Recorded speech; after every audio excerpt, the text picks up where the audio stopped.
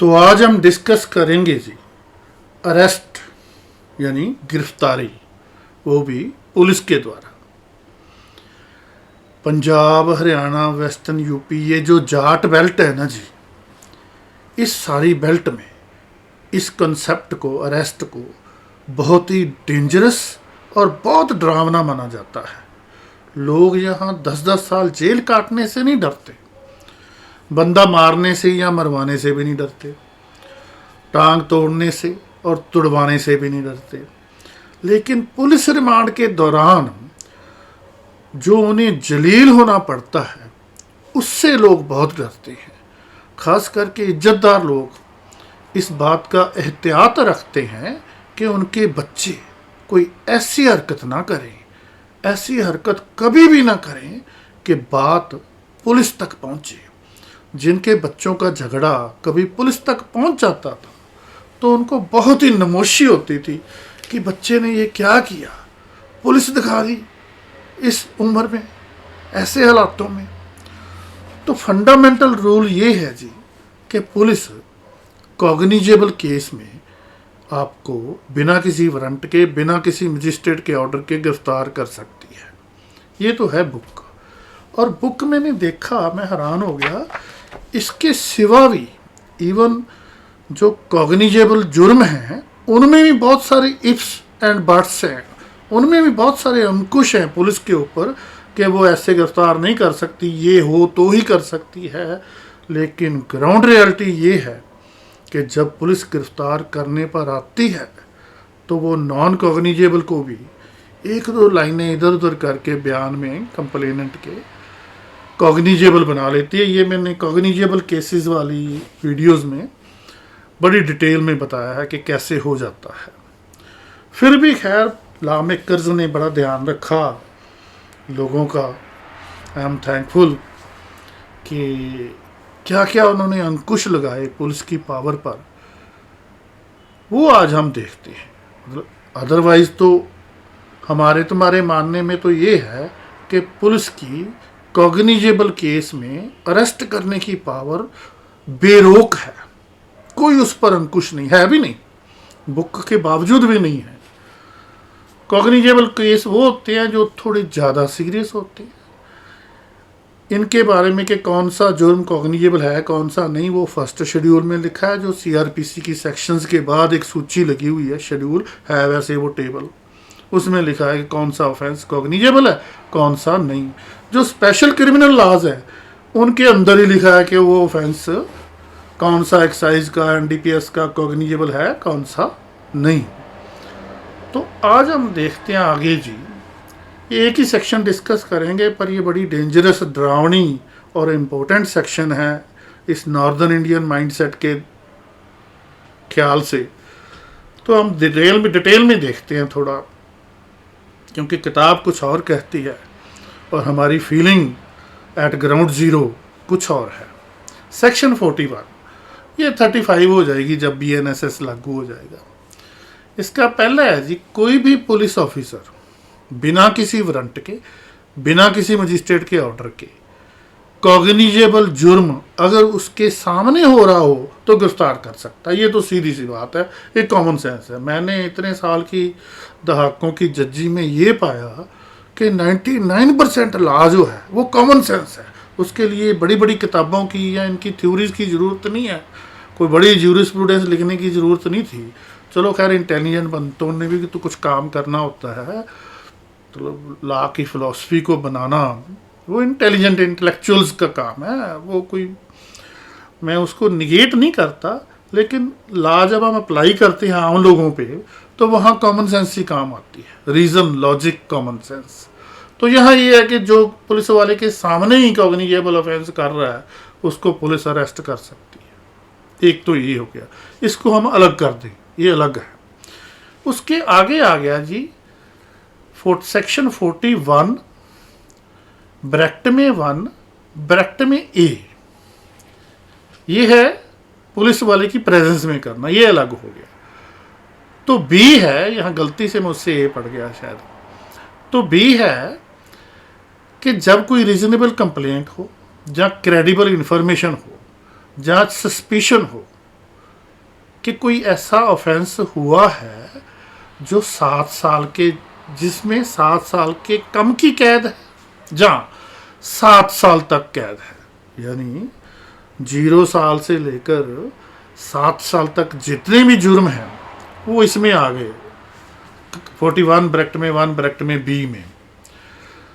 तो अगर ऐसा है 7 साल तक कैद वाला जुर्म हुआ है कि उसके बारे में पुलिस ने खुद नहीं देखा, उनको इन्फॉर्मेशन मिली, या उनको शक है, या उनको कंप्लेंट मिली, तब क्या है कि अगर फॉलोइंग कंडीशंस फुलफिल होती हैं तो पुलिस गिरफ्तार कर सकती है बंदे को बिना किसी वारंट के, बिना मजिस्ट्रेट के ऑर्डर के। वो क्या है कि police has reason to believe, उसको कंप्लेंट को या इंफॉर्मेशन को या सस्पिशन को देखकर police has reason to believe कि जुर्म हुआ है या फलाने बंदे ने किया है। फलाना बंदा ना भी हो, जुर्म हुआ ही काफ़ी है, और वो भी 7 साल तक कैद वाला है। ऊपर हो जाएगा तो पैरामीटर और डेंजरस हो जाएंगे, पुलिस को और फ्री हैंड मिल जाएगा 7 साल के से ऊपर, वो हम आगे देखेंगे। अभी 7 साल से नीचे, 7 साल से ऊपर हीनियस क्राइम हो जाता है। अभी ये इन्होंने डील किया है जो हीनियस है तो क्राइम, लेकिन हीनियस नहीं और कॉग्निजेबल है। तो पुलिस को ये लगे कि अरेस्ट जरूरी है, क्योंकि अगर अरेस्ट ना किया, ये सारी कंडीशंस हैं सारी की सारी, ये दूसरे नंबर में, पहला प्रेजेंस में हो गया सो हो गया, वो तो सीधा गिरफ्तार कर लेना है। लेकिन अगर 7 साल तक के जुर्म का शक है, इंफॉर्मेशन है या कंप्लेंट है, तो अरेस्ट जरूरी पुलिस समझती है। Police has reason to believe कि अगर अरेस्ट ना की तो फर्दर ऑफेंस और हो जाएगा। अभी एक रेप हो रहा है, नहीं अरेस्ट किया तो दूसरा भी हो जाएगा, वट एवर, कोई भी एग्जाम्पल लीजिए आप। दूसरा है कि प्रॉपर इन्वेस्टिगेशन तभी हो पाएगी अगर अरेस्ट किया। तीसरा सी है कि अगर अरेस्ट नहीं किया तो जो मुलजम है वो एविडेंस को टेम्पर कर देगा या गैप कर देगा। जैसे 150 वकीलों की डिग्री नकली निकली थी यहाँ लुधियाना में, बड़े बड़े वकीलों की, तो उन्होंने जो टैक्सी ट्रंक पड़ा था किसी दफ्तर में, उठा के इस रोपड़ वाली नदी में फेंक दिया था। तो ये इसलिए गिरफ्तार करना कई बार ज़रूरी हो जाता है कि एविडेंस को गैब ही ना कर दें।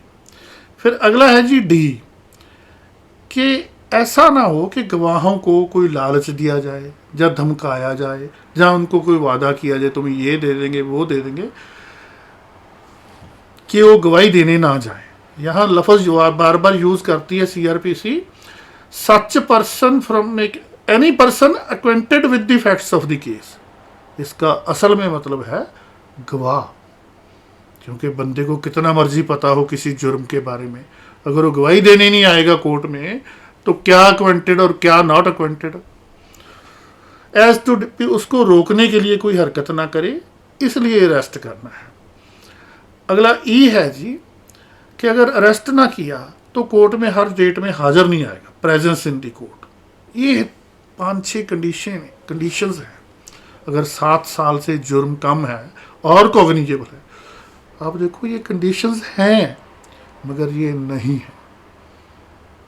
अगर रीज़न टू बिलीव हो गया जी, पुलिस ने इतना ही लिखना जी ढंग से तफ्तीश नहीं हो पाएगी, बस। वैसे तो वो भी नहीं लिखता कोई, ढंग से तफ्तीश नहीं हो पाएगी अगर अरेस्ट ना किया तो हो गया, फाल कर गया, इसमें अरेस्ट कर लेंगे। मतलब जब उन्होंने करना है तो कर लेना है। इन लफ्ज़ों की जादूगरी में बहुत कुछ पुलिस के हाथ में आ जाता है। फिर लास्ट में जो मैंने नहीं कभी देखा, आपने कहीं देखा हो तो मुझे बताइए, and police officer shall record while making such arrest the reasons in writing. ये ऊपर जितनी आपने देखी प्रोविजंस, कंडीशंस, इनमें से कौन सी कंडीशन को रिलाई अपॉन करके, बेस मान करके जो आईओ है वो बंदे को गिरफ्तार कर रहा है, वो लिखना है रिकॉर्ड पर। मुझे तो नहीं लगता कोई लिखता हो।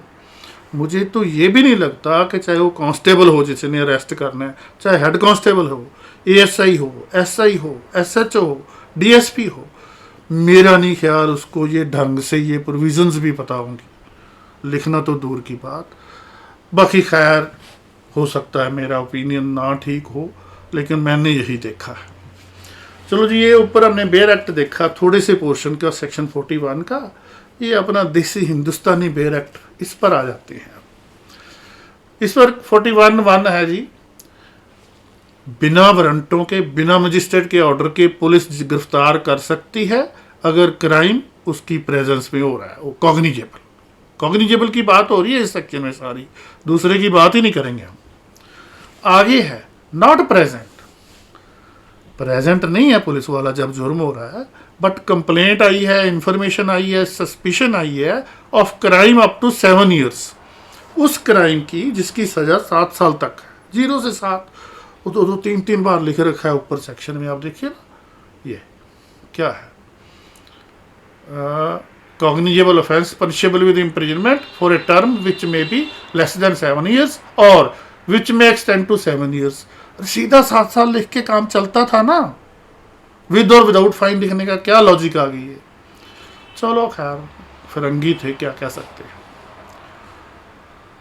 आगे 7 साल तक की कैद वाले ऑफेंस की कंप्लेंट आई, इंफॉर्मेशन आई, या शक है पुलिस को, और police has reason to believe के जुर्म हुआ है, ठीक है। एंड का मतलब ये सारी कंडीशंस भी चाहिए 7 साल वाले कैद वाले के लिए। To prevent further crime, for proper investigation, to prevent tampering, to prevent inducement, to ensure presence of the accused in the court. Last में मैंने बताया आपको police to record reasons of arrest, कि अरेस्ट किया है, इस कौन से ग्राउंड के बेस पर किया है, लिखता कोई नहीं है। ये 3 पोर्शंस आ गए, सामने ऑफेंस हुआ, सामने नहीं हुआ तो ये सारी शर्तें होनी चाहिए इनमें से कोई। Police has reason to believe कि arrest is needed to this for this for this for this for this, इनमें से कोई भी उनके हिसाब में आ गई तो अरेस्ट कर लेंगे, चाहे इन्वेस्टिगेशन प्रॉपर के ग्राउंड पर, चाहे फर्दर क्राइम रोकने के लिए, चाहे टेम्परिंग रोकने के लिए, चाहे इंड्यूसमेंट रोकने के लिए, चाहे प्रेजेंस की तो खैर क्या प्रभाव पड़ी है उनको। आगे है जी प्रोविजो इस सेक्शन की, provided that police officer shall, अगर पुलिस को लगे कि अरेस्ट है कॉग्निजेबल ऑफेंस, पुलिस अरेस्ट कर सकती है, लेकिन ऊपर वाली कंडीशंस देख दुख के ना, अंग्रेजी पे पढ़ के फरंगी वाली, वो कहें कि नहीं चाहिए जी, हमें अरेस्ट करने की ज़रूरत नहीं है, वैसे केस हम साबित कर देंगे, तो भी पुलिस ऑफिसर मतलब आईओ रिकॉर्ड द रीज़न करेगा इन राइटिंग कि मैंने अरेस्ट क्यों नहीं किया। आपने कभी देखा ऐसे रीज़न? जब तो अरेस्ट करते हैं तो एजिटेशन होती है जी, गलत बंदे अरेस्ट कर लिए, जुर्म तो उसने किया है। जब नहीं करते तो जिसकी टांग टूटी या जिसका रेप हुआ वो रोते हैं, भी पुलिस सामने फिर रही है जी, उनके साथ बैठ के खा पी रही है, लेकिन अरेस्ट नहीं कर रही। लेकिन ये रीज़न लिखते हुए मैंने ना दिस साइड जब अरेस्ट किया, जब अरेस्ट नहीं चाहिए तब भी रीज़न लिखते हुए मैंने किसी को नहीं देखा। मैंने बहुत पुलिस जिम्नियाँ पढ़ी हैं, बहुत पुलिस जिम्नियाँ साइन की हैं, हो सकता है एक आधा लफ्ज़ बीच में डाल देते हों कि प्रॉपर इन्वेस्टिगेशन के लिए अरेस्ट नहीं ज़रूरी या ज़रूरी है, हो सकता है 2 लाइनें 2 लफ्ज़ डाल देते हों, मैंने कभी नहीं देखा प्रैक्टिकली। नेक्स्ट है जी कि किसी बंदे के ख़िलाफ़ कोई इन्फॉर्मेशन मिली है कि उसने कॉग्निजेबल ऑफेंस किया है जिसकी सज़ा 7 साल से ऊपर है। अब देखो, ये term which may extend to more than 7 years with or without fine or with death sentence, क्या ज़रूरत है यार सॉरी 7 साल से ऊपर लिखो, बस समझ आ जाएगा सबको। And police has reason to believe कि उसने जुर्म किया है। जब ये आगे शुरू होगा, ये प्री कंडीशन है कि जब ऐसा जुर्म हुआ जिसकी सज़ा 7 साल से ऊपर है या फांसी है, मौत की सज़ा है, तब क्या करना है। तो इसको भी हम अपने देसी हिंदुस्तानी बेयर एक्ट में तब्दील करते हैं कि if arrest is not needed police is to record written reasons. ये पीछे हमने देखा, पहले भी देखा, करता कोई नहीं। सेक्शन 41 आगे कहती है जी क्राइम अबाउ 7 years और डेथ, वो क्राइम हुआ है जिसमें 7 साल से ज़्यादा कैद है या फांसी की सज़ा है, और अगर पुलिस के पास क्रेडिबल इंफॉर्मेशन है आगे, ये तो वैसे लफज ही हैं, एंड रीज़न टू बिलीव है, ये तो सब्जेक्टिव चीज़ होगी ना जी। आईओ कहता है I have got the reason to believe, I have got the credible, मुखबर खास ने मुझे बताया कि ये होने वाला है। वो मुखबर खास कभी नहीं पता लगता कि वो साला है कौन, तो आगे ये चल पड़ता है। ये अलग तरह के हैं, इसलिए मैंने अलग से डील किए। ऊपर तो थी ना आप ही 7 साल से कम सजा वाले और ऐसे ऐसे कारण चाहिए, ये थोड़े ना अलग कैटेगरी से। जैसे ये है कि पीओ बंदा, प्रोक्लेम्ड ऑफेंडर, जो इश्तिहारी मुजरम भगौड़ा करार दे दिया गया, उसको तो पकड़ना ही है पुलिस ने, उसको पकड़ना। उसको तो मैं भी पकड़ सकता हूँ, आप भी पकड़ सकते हो, कोई भी पकड़ सकता है। वैसे सब चले फिरते हैं इश्तिहारी मुलजम, कोई नहीं पकड़ता उनको जब तक जिसको तकलीफ़ है। यानी मेरी टांग तोड़ी, मैं चल के बेनती नहीं करता चलो जी वो बैठा है पकड़ो, मैं आपका ख्याल रखूँगा, तब पकड़ा जाता है पीओ। नहीं तो बड़े पीओ हैं जो क्या है कनाडा जाकर बहुत बड़े सिंगर बन जाते हैं, लेकिन उनको ये दुख है कि मैं पीओ नजायज़ बना। खैर मैं नहीं बोलता उस बारे में। आगे जी स्टोलन प्रॉपर्टी मिली है किसी से, ये ना अब भी चला जाता आता है। तो चोरी तब 1878 में बहुत बड़ा जुर्म हुआ करता था। अब ये क्या कौन सा जुर्म है चोरी? चोरी कौन करता है? अगला नेता बन जाता है। चोरी की प्रॉपर्टी मिली है जी, चोरी का माल, हो सकता है इसके साथ संबंधित जुर्म हुआ, उसको गिरफ्तार कर सकता है। ये 7 साल से ज़्यादा कैद वाले जुर्मों के बाबत बात हो रही है। या फिर ये बंदा है जो पुलिस की ड्यूटी में दखल देता है, कहते नहीं भी इसने जब चालान काटो तो आपको मेरे पास कागज़ हैं, तो देखता क्यों नहीं, ये है वो है, तो बीच में लिख देते हैं ड्यूटी में विघन डाला और जुर्माना 4 गुना आ जाता है। वो है आम क्राइम्स में भी इस चीज़ को यूज़ किया जाता है कि ये तो जी मेरा कॉलर पकड़ लिया, इसने मेरे कपड़े फाड़ दिए, मुझे गाली निकाल रहा था, मुझे ड्यूटी नहीं करने दे रहा था। जब भाग गया मुलजम, जब भाग गया तो किसी भी जुर्म वाला उसको पकड़ना ही पकड़ना है। जब भागने की कोशिश कर रहा है वो किसी भी जुर्म वाला पकड़ना ही पकड़ना है। आगे जी डिजर्टर, आर्मी से जो भगौड़ा है उसे भी पकड़ना ही पकड़ना है। जुर्म मैटर नहीं करता, आईपीसी कौन सी लगेगी उस पर या बीएनएस। फिर हो गया जी बंदे ने जुर्म किया आउट ऑफ इंडिया, कि अगर वो जुर्म ऐसा किया कि अगर इंडिया में करता तो जुर्म होता, ये शर्त है। अगर बाहर जुर्म किया, वो जुर्म किया जो इंडिया में करता तो भी जुर्म होता, तो उसके लिए कोई एक्स्ट्राडिशन ट्रीटी हो रखी है, जो अदरवाइज सेटिंग है कंट्रीज़ की आपस में, जैसे इंटरपोल वाले सिस्टम होते हैं। हम कई जगह मुआहदे ट्रीटीज़ करते हैं कि तुम्हारा मुलजम आएगा तो हम पकड़ के देंगे, हमारा मुलजम आएगा तो तुम पकड़ के देना, ऐसी सेटिंग होती है दूसरे देशों के साथ। तो वहाँ भी गिरफ्तार कर सकता है पुलिस ऑफिसर। आ गया जी सेक्शन 356 की ब्रीच हो जाए, ये 354, ये अब 396 हो गई है मेरे ख्याल। ये वैसे मैंने यूज़ होती हुई बहुत कम देखी है ये सेक्शन। ये है कि बंदे को 3 साल की सज़ा हो एक बार, दोबारा फिर उसने जुर्म किया जिसमें 3 साल की सज़ा हो गई, तो कोर्ट क्या ऑर्डर कर सकता है कि इसको 2 बार सज़ा होगी, ये हैबिचुअल ऑफेंडर है, मतलब इसका काम ही यही है। तो 5 साल तक जब जब वो अपना एड्रेस बदलेगा, अपनी रिहाइश का एड्रेस बदलेगा तो बताएगा, नहीं बताएगा तो ब्रीच समझा जाए। वो ब्रीच करता है, बिना एड्रेस बताए इधर उधर चला जाता है गुरुग्राम चंडीगढ़ से, तो उसको भी पुलिस वाले बिना किसी वारंट के, बिना मजिस्ट्रेट की उसके पकड़ सकते। ये आ गई जी रिक्विजिशन। जब कोई दूसरे इलाके का पुलिस ऑफिसर या दूसरा पुलिस ऑफिसर, पहले पुलिस ऑफिसर कहता है जी मेरी खातिर मुझे मेरे केस में चाहिए, उस बंदे को पकड़ यार, तेरी एरिया में है या तू अच्छी तरह पकड़ सकता है। इसकी भी शर्त है कि जो रिक्विजिशन देने वाला अफसर है वो खुद लीगली एंटाइटल्ड हो उस अरेस्ट को करने के लिए। अगर वो अरेस्ट नहीं कर सकता तो अगले को भी नहीं कह सकता। नेक्स्ट है जी सब्जेक्ट टू प्रोविजंस ऑफ 42, ये लास्ट में कंक्लूड किया है, जो मैं आपको बात बार बार बताता हूँ कि नॉन कॉग्निजेबल ऑफेंस में कोई बंदा बिना मजिस्ट्रेट के ऑर्डर के या मजिस्ट्रेट के वारंटों के अरेस्ट नहीं कर सकती पुलिस। नॉन कॉग्निजेबल केस की पर्चा भी दर्ज नहीं कर सकती, नॉन कॉग्निजेबल केस की इन्वेस्टिगेशन भी नहीं कर सकती, चालान भी नहीं पेश कर सकती।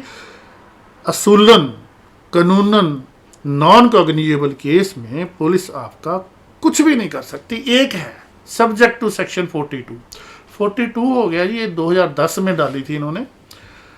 मान लो बंदे को रोका पुलिस ने वैसे ही रूटीन में कहीं बाजार में कहीं भी, और पूछा तेरा नाम पता क्या है, वो या तो नाम पता बताए ना, या ऐसा बताए कि लगे झूठा है, फिर उस बंदे को नॉन कॉग्निजेबल ऑफेंस के लिए भी अरेस्ट किया जा सकता है, जब तक ये तसल्ली नहीं होती कि उसका नाम पता क्या है।